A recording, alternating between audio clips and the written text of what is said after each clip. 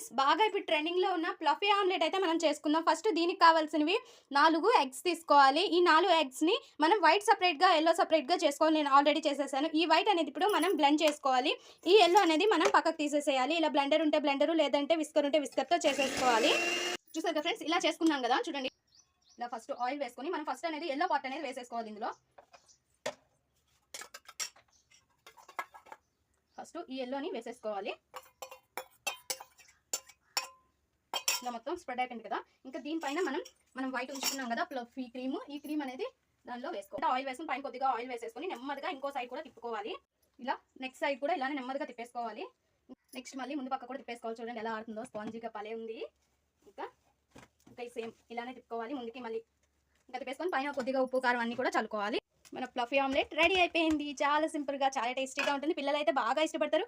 కంపల్సరీగా ట్రై చేయండి. Please friends, subscribe.